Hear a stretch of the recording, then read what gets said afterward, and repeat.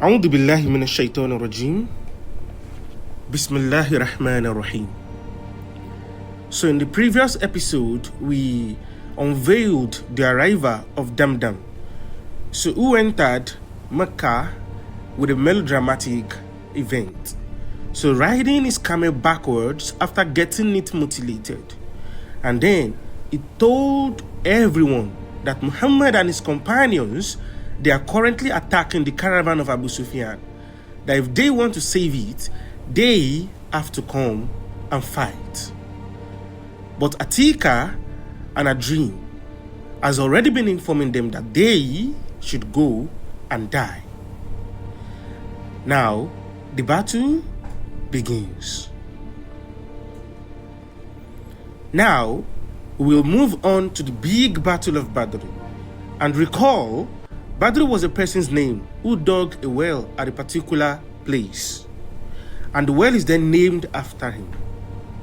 And the place was then called the Well of Badr, or the Plains of Badr. So we mentioned that Abu Sufyan detected the presence of the Prophet ﷺ, and thus he took an alternative route closer to the Red Sea, and he sent a crier to the people of Quraysh to rally them up. Damdam, ride to Makkah. Tell the Quraysh that unless they send reinforcements, our caravan will be lost. For the Quraysh and our caravan! And also, we mentioned the dream of Atika, and then the question is, what happened after all these events? So how was the message received by the Quraysh? So the Quraysh convened a council. The caravan is in grave danger from Muhammad's companions. We cannot allow this. What is the plan? We must send an army immediately to protect it. Agreed. An army it is. And they debated what must be done. Almost unanimously, they agreed to send an army to protect the caravan. And the exaggerated reports of Damdam made them very worried that their livestock was in danger. And therefore, the largest and the quickest gathering ever in the history of Makkah took place. In that, they gathered together the largest quantity of people in the smallest amount of time. And literally, within a day, they prepared and they left Makkah for Badr. Now, a number of events occurred during this time. Ibn Ishaq mentions that not a single family in Mecca was left behind, except that someone from that family was sent. And indeed, this is in line with Atika's dream that a rock will strike every single household in Mecca. That is, they are going to lose someone or the other in every single household. And if they could not send someone from within the household, they will hire another person to go in their place.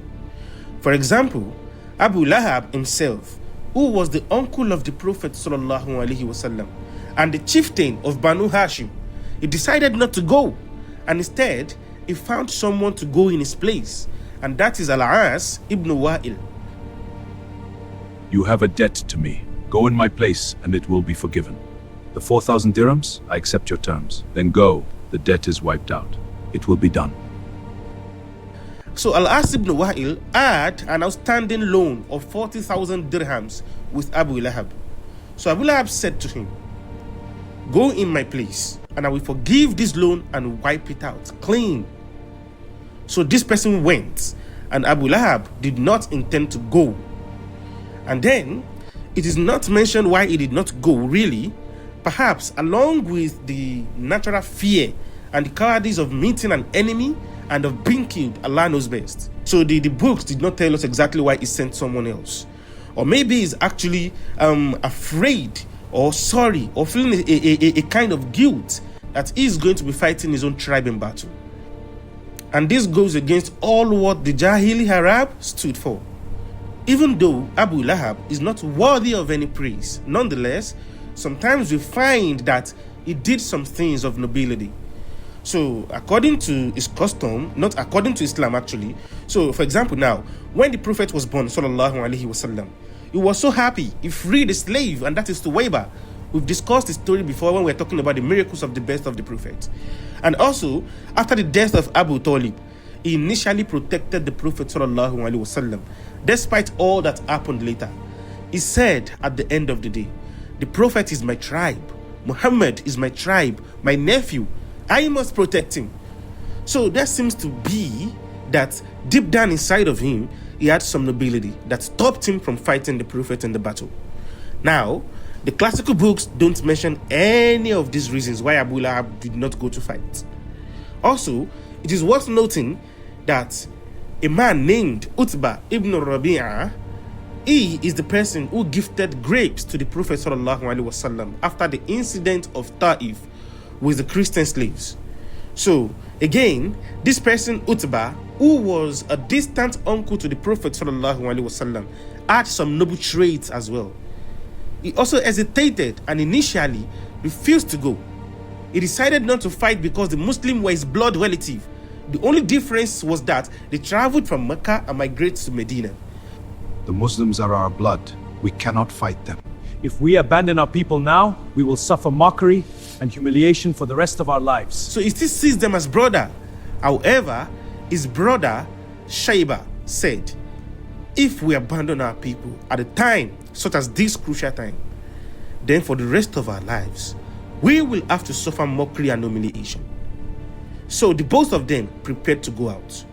And little did they know that they were preparing for their own death. And this example of these two guys is what we call blind nationalism. So this is what caused them to basically support the cause of their people. And they both will die in the Mubaraza. So Mubaraza is actually the first duel to death that precedes the real war. So in their custom, whenever they want to have a war, they'll send like 3 warriors from each group to fight against themselves. So it's some kind lift the morale or boost the morale of the entire army. So these two guys, they are going to die in the Mubaraza before the Battle of Badr starts. So Utbah clearly demonstrates some common sense and values. He's the one who will try to prevent the battle until the very last second.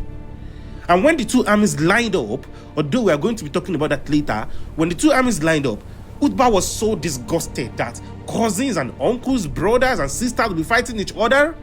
So he jumped on his red camel and told the Quraysh, Do not fight! Even if you win, you will be losers, having killed your brothers and sons. Blame it on my cowardice. Let the blame come to me. do not fight. Even if you win, you will be losers, because you will have killed your own brothers and sons. Blame it on me that I am a coward. Go ahead and tell the Arabs that I became scared and I was the one who stopped you. Let them blame me. Let them come to me. And that is truly a sense of nobility. But ultimately, the battle went on. He was deceived by someone to go ahead with the battle. We are going to be discussing that too when we get to the real battle. So Utbah was really a wise man at the end of the day. So in fact, the Prophet ﷺ himself said about Utbah, he said, if anyone in that gathering, that is the army of the Quraysh, has any wisdom or good, it is the man on the red camel. So the Prophet was testifying to Utbah to be good. But Abu Jahl won over. He accused Utbah of something, and in his anger, Utbah became the first person to go and fight in the Mubaraza and die. So, Uqba ibn Abi Mu'ayt as well, that's another entity entirely, was the filthy and wicked man who once came long ago while the Prophet ﷺ was in Mecca before the Hijrah. Uqba was that one person who snuck up behind the Prophet ﷺ and he choked him while the Prophet was praying in front of the Kaaba. And Abu Bakr came running up and said, will you kill a man just because he says Allah is Lord? Will you kill a man just because he says Allah is his Lord? Then Abu Bakr was beaten, bloodied and bruised until he was in bed for a week. And Uqba was one of those who approved the assassination of the Prophet ﷺ in the secret meeting that we discussed long episode before we begin this Battle of Badr. So, Uqba was that person who, when Abu Jahl said, who amongst you will pick up the carcass or the intestines of animal and throw it on Muhammad when he is doing sajda? So Uqba, the unfortunate, he stood up and did the deed. it did exactly that. And Ibn Ishaq in his book, he said, the worst of the people stood up and rushed to get it. And that person is Uqba. So Uqba was a rich nobleman, yet he picked up this filthy carcass. He would never do this for any other cause because it is going to be filthy to him. But the filthiness inside of him was worse than that filthiness of the carcass. So for him to pick up this filth and rush back happy to throw it on the Prophet ﷺ, can you imagine his mentality?